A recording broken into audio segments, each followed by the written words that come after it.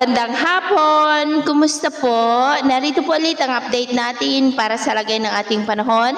Ngayong hapon po ng January 6, 2024 na kung saan sa ngayon ay patuloy pa rin na nagtatagpo ang malamig na amihan at mainit na easterly sa gitnang bahagi ng ating bansa na nakakaapekto dyan po sa may Bicol region at Eastern Visayas.